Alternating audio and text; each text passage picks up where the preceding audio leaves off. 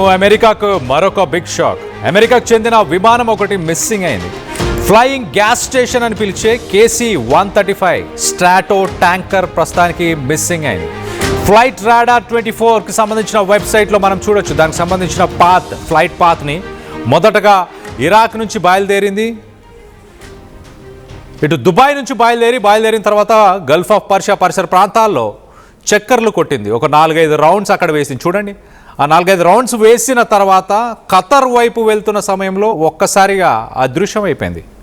దాన్ని ఇరాన్ కూల్చేసిందంటూ ఇరాన్కి సంబంధించిన axis of resistance group, ఆ గ్రూప్కి సంబంధించి IRI వాళ్ళు వెల్లడించారు, మేమే కూల్చేశామంటూ. ఎస్, లెఫ్ట్ సైడ్ విజువల్లో కనిపిస్తుంది KC-135. అది KC-135 ఫ్లయింగ్ గ్యాస్ స్టేషన్ అంటారు. ఫైటర్ జెట్స్కి సాధారణంగా మనం ఆ విజువల్ చూడొచ్చు. ఆ ఫైటర్ జెట్స్ ఏవైతే ఫ్లై చేస్తున్నాయో వాటికి ఫ్యూయల్ అందించడానికి ఈ KC-135 గాల్లోనే 20,000 నుంచి 30,000 ఫీట్ హైట్లో, అంత హైట్లో ఈ ఫైటర్ జెట్స్కి అది ఫ్యూయల్ని ఆటోమేటిక్గా గాల్లో వెళ్తున్నప్పుడే నింపేస్తుంది.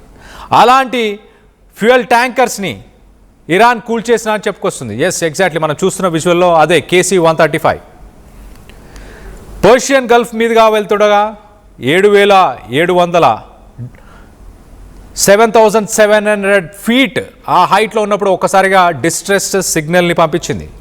యునైటెడ్ అరబ్ ఎమిరేట్స్లోని అల్ దఫ్రా ఎయిర్ బేస్ నుంచి బయలుదేరిన కొద్దిసేపటికే టెక్నికల్ రీజన్ వల్ల కూలిపోయిందంటూ ఇటు అమెరికా కూడా దీన్ని యాక్సెప్ట్ చేసింది. ఖతర్ గగనతలంలో అదృశ్యమైపోయింది అమెరికాకు సంబంధించిన యుద్ధ విమానం. దాని లాస్ట్ సిగ్నల్స్ అక్కడే వచ్చాయి. ఫ్లైట్ రాడార్ 24 డేటా ప్రకారం గాల్లో కొన్ని చక్కర్లు కొట్టిన తర్వాత తిరుగుతూ ఒక్కసారిగా విమానం కనిపించకుండా పోయింది. గాల్లోనే యుద్ధ విమానాలకు ఇంధనాన్ని నింపే విజువల్ని మనం లెఫ్ట్ సైడ్ బాక్స్లో చూస్తున్నాం. ఎగ్జాక్ట్లీ అలా ఫైటర్ జెట్స్కి డైరెక్ట్గా రీఫ్యూయల్ చేస్తుంది. మనం చూడొచ్చు, అది ఫ్యూయల్ని మాత్రమే క్యారీ చేస్తుంది, ఎలాంటి వెపన్స్ ఉండవు. డైరెక్ట్గా ఫైటర్ జెట్స్కి ఇరాన్ సరిహద్దులకు సమీపంలోనే ఈ ఘటన జరగడంతో మొత్తం మీద అంతర్జాతీయంగా ప్రస్తుతానికి ఆందోళన మొదలైంది. విమానం స్థితిగతులపై ఇప్పటి వరకు అమెరికాకు సంబంధించిన మిలిటరీ వర్గాలు నోరు విప్పలేదు. గత మార్చిలో ఇరాక్ సరిహద్దుల్లో ఇదే తరహాలో అమెరికాకు సంబంధించిన KC-135 విమానాలు కూలిపోయాయి. శత్రు దేశాల దాడి జరిగిందా లేక నిజంగానే ఒక టెక్నికల్ రీజన్స్ వల్ల ఈ కుప్ప కూలిపోయిందా అన్న కోణంలో ప్రస్తుతానికి విశ్లేషకులు చెప్పుకొస్తున్నారు. మధ్య ప్రాచ్యంలో ఉద్రిక్తతల మధ్య అమెరికా ఎయిర్ ఫోర్స్ అప్రమత్తమైంది. KC-135 ఇరాక్ పరిసర ప్రాంతాల్లో మరొక KC-135 కొంత డ్యామేజ్ అయ్యి దాని తర్వాత ఇజ్రాయెల్లో ఉన్న ఎయిర్ బేస్కి అది రిటర్న్ అయినట్టు, ఇజ్రాయెల్ ఎయిర్ బేస్కి రిటర్న్ అయినట్టు చెప్పుకొస్తున్నారు. Shortly after the first statement, IRI Islamic resistance in Iraq, Islamic revolutionary గార్డ్స్తో పనిచేసే మరొక యాక్సిస్ ఆఫ్ రెసిస్టెన్స్, వాళ్ళకు సంబంధించిన మరొక గ్రూప్ అని చెప్పొచ్చు, ఇస్లామిక్ రెసిస్టెన్స్ ఇన్ ఇరాక్, వాళ్ళు ఒక స్టేట్మెంట్ ఇచ్చారు. మొదటిది కుప్ప కూలిపోయిన తర్వాత సెకండ్ది కూడా కొంత డ్యామేజ్ అయి మళ్ళీ ఇజ్రాయెల్కి వెళ్ళిపోయింది. దానికి మేమే కారణం, మేమే దాన్ని కూల్చేసే ప్రయత్నం చేశాము అంటూ IRI ఒక స్టేట్మెంట్ ఇచ్చింది. తెహరాన్ మరోపక్కన అమెరికా ఆఫీషియల్గా ఒక ప్రెస్ రిలీజ్ని కన్ఫర్మ్ చేస్తూ ఎయిర్ క్రాఫ్ట్ కుప్ప కూలిపోయింది, దాంట్లో 6 చనిపోయారు అంటూ కూడా చెప్పుకొచ్చింది. కానీ ఇదొక టెక్నికల్ ఇష్యూ వల్ల జరిగింది మాత్రమే అంటూ అమెరికా చెప్పుకొస్తుంది. KC-135 సాధారణంగా ఫైటర్ జెట్స్కి ఒక గాల్లోనే ఒక ఫ్యూయల్ స్టేషన్ లాంటిది. 20,000 ఫీట్ నుంచి 30,000 ఫీట్ ఆ హైట్లో ఇమీడియట్ కాంబాట్ జోన్, యుద్ధం జరుగుతున్న సమయంలో ఇవి ఒక ఆయిల్ ట్యాంకర్గా అక్కడ పనిచేస్తుంటాయి. అలాంటి ఆయిల్ ట్యాంకర్స్కి మరి నిజంగానే వాస్తవానికి ఏమైనా ఫైటర్ జెట్స్ అక్కడ గాల్లో తిరుగుతుండేనా? ఓన్లీ ఎయిర్ బేస్ని మార్చుతుందా? లొకేషన్ మార్చడానికి మాత్రమే KC-135 అబుదాబి నుంచి, యునైటెడ్ అరబ్ ఎమిరేట్స్ నుంచి ఖతర్కి వెళ్తున్న సమయంలో ఈ అటాక్ జరిగిందా? ఓవరాల్గా మిడిల్ ఈస్టర్న్ కంట్రీస్లో ప్రస్తుతానికి ఉన్న సిట్యువేషన్కి ప్రపంచ దేశాలు ఒక్కసారిగా ఉలికిపడ్డాయి. అమెరికా అమెరికన్ ఫ్లైట్ ఒక్కసారిగా కుప్పకూలిపోవడంతో హై టెన్షన్ మొదలైంది. యుద్ధం కొనసాగే అవకాశం ఉందా అన్నట్టు జియోపొలిటికల్ అనలిస్టులు, డిఫెన్స్ అనలిస్టులు ప్రస్తుతానికి తలలు పట్టుకుంటున్నారు. అమెరికా ప్రస్తుతానికి ఎలాంటి స్టేట్మెంట్ ఇవ్వలేదు. ఇరాన్కి సంబంధించిన proxies IRI Islamic revolutionary in Iraq ప్రస్తుతానికి దీనికి మేమే బాధ్యులం అంటూ ఒక స్టేట్మెంట్ ఇచ్చింది. దానిపైన IRGC ఇప్పటిదాకా ఎలాంటి మాట మాట్లాడలేదు. ఓవరాల్గా దీనికి సంబంధించిన విజువల్స్ని మనం చూస్తున్నాం. ఫ్లైట్ రాడార్లో చూడండి, అబుదాబి నుంచి బయలుదేరి స్ట్రైట్గా వెళ్లకుండా straight of Hormuz, Persian Gulf, Iran పరిసర ప్రాంతాల వైపు వెళ్ళి కొన్ని చక్కర్లు అక్కడ గాల్లో కొట్టిన తర్వాత ఖతర్ వైపు వెళ్ళే ప్రయత్నం చేసింది. దానికి సంబంధించిన విజువల్ని మనం చూస్తున్నాం. ఖతర్ పరిసర ప్రాంతాల్లోనే ఆల్మోస్ట్ ఇంకా ఖతర్లోని ఎయిర్ బేస్కి రీచ్ అవుతుందన్న సమయంకి ఒక్కసారిగా కనిపించకుండా పోయింది. దీని వెనుక ఇరాన్ హస్తం ఉందని మీరు భావిస్తున్నారా?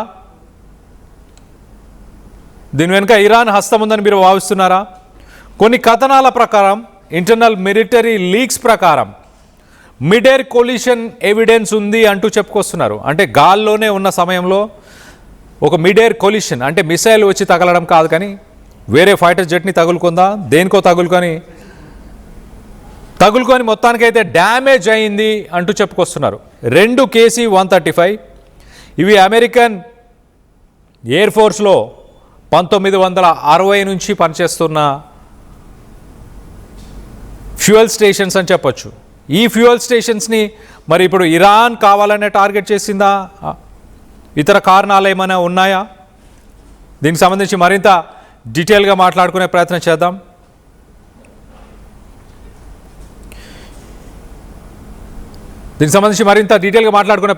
ఇటు నా కొలీగ్ సచిన్ అందుబాటులో ఉన్నారు. సచిన్తో మాట్లాడి తెలుసుకునే ప్రయత్నం చేద్దాం. సచిన్, KC-135 ఒకటే కూలిపోయిందా, ఇంకొకటి కూడా కూలిపోయిందంటూ కథనాలు వస్తున్నాయి, ఇంకొకటి కూడా డ్యామేజ్ అయిందంటూ కథనాలు వస్తున్నాయి. డ్యామేజ్ అయిన తర్వాత ఇజ్రాయెల్కి వెళ్ళిందంటూ చెప్పుకొస్తున్నారు. ఎంత వాస్తవం ఉంది దీంట్లో? ఇరాన్ హస్తం ఏమైనా ఉందా? రైట్, ప్రస్తుతానికి ఇరాన్ అయితే మాత్రం దీన్ని కొట్టిపారేస్తుంది, మాకు సంబంధం లేదు అన్నట్టుగా చెప్పుకొచ్చింది అనేది కొన్ని వార్తా కథనాలు చెప్తున్నమాట.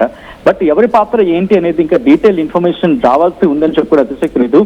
బట్ ఇక్కడైతే మాత్రం యుఎస్ మిలిటరీకి సంబంధించి refuelling air craft KC-135 Iraq లో క్రాష్ అయిందనేది గత నెల క్రితం మనం మాట్లాడుకునే సందర్భం. అండ్ ఇప్పుడు మళ్ళీ అటువంటి ప్రమాదం జరగడం అంటే కనుక that is a big loss. అమెరికాకు సంబంధించి ఈ బిగ్ లాస్ కింద చెప్పుకోవాలి.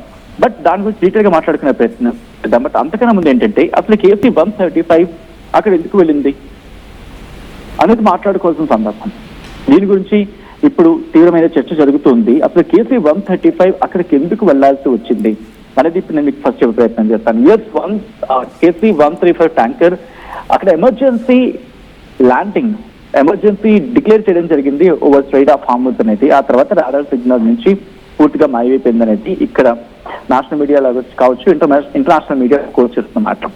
అమెరికాకు సంబంధించిన ఎయిర్ ఫోర్స్ KC-135 ట్యాంకర్ ఇక్కడ ఒక ఎమర్జెన్సీ అలర్ట్ వచ్చింది. That to 7,700 mid flight straight of Hormuz దగ్గర ఏమైంది? ఈ ఒక డిపెండెంట్ అనే అంశం, that to altered course of towards Qatar అంటూ కూడా మాట్లాడుకున్న సందర్భం.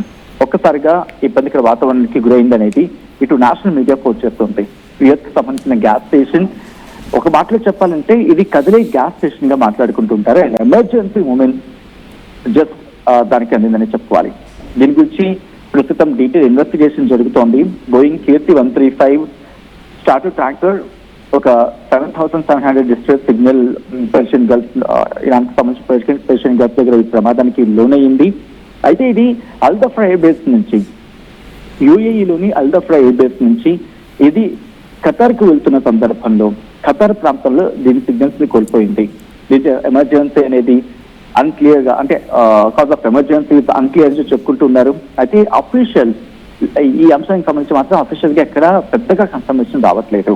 ఈ అంశాన్ని ఫ్లైట్ రాడార్ 24 డేటా ఏం చెబుతోందంటే ఇక్కడ పర్షియన్ గల్ఫ్, అంటే ఇరాన్తో యుద్ధం జరుగుతున్న క్రమంలో మిడిల్ ఈస్ట్ లో ఉద్రిక్తుల నేపథ్యంలో ప్రస్తుతం ఈ ఫ్లైట్ మిస్ అయింది అనేది చర్చించుకుంటున్న క్రమం. ఇది ఫ్లైట్ రాడార్ 24 బేస్ చేసుకుని మాట్లాడుకుంటున్న సందర్భం ఉంది. అయితే ఇది UAEలోని, అంటే సాధారణంగా దుబాయ్ అంటూ ఉంటాం, అల్ దఫ్రా ఎయిర్ బేస్ నుంచి వెళ్తూ ఉండగా ఖతర్ దగ్గర ఇది సిగ్నల్ లాస్ట్ అయిపోయింది అనేది. ఇది ఎవరు చెప్తున్నారు? ఆ దేశానికి సంబంధించి మీడియా చెప్పుకొస్తున్నమాట. అసలు ఈ KC-135 అమెరికాకు ఎందుకంత కీలకం అనేది మాట్లాడుకోవాలి. ఎందుకంటే ఒక లాస్ కనుక ఉంటే అది ఆ దేశానికి తీవ్రమైన ప్రభావాన్ని చూపిస్తుంది సరిగా. కాబట్టి అది అమెరికాకు ఎందుకంత కీలకం అనేది ఒకసారి మాట్లాడుకునే ప్రయత్నం చేద్దాం. అమెరికా దీన్ని కొన్ని కోట్లు వెచ్చించి దీన్ని ఖర్చు చేసింది. కాబట్టి ఇది కేవలం దాని ఏంటంటూ ఉంటారు, ఒక వార్ ప్లేన్ మాత్రమే కాదు, దాంతోపాటు అమెరికాకు చాలా కీలకమైంది. ఒక్కొక్క డేటా బేస్ చూసుకొని మాట్లాడితే కనుక KC-135 చార్టర్ ట్యాంకర్ అంటూ ఉంటారు.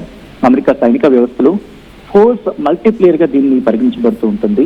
అండ్ రీఫ్యూలింగ్ ఎయిర్ లో అంటే గాల్లో ఉండగానే యుద్ధానికి ఒక లైఫ్ లైన్ లాంటిది. Like fighter jets F-35, lightning 2 కావచ్చు, F-16 ఫైటింగ్ ఫాల్కన్ కావచ్చు, ఇవన్నీ కూడా ఈ గాల్లోనే ఇంధనం తీసుకుంటూ ఉంటాయి. అంటే కారణం ఏంటి? దూరం, మిషన్ టైం, మళ్ళీ బేస్కి వెళ్లాల్సిన అవసరం ఉంటుంది.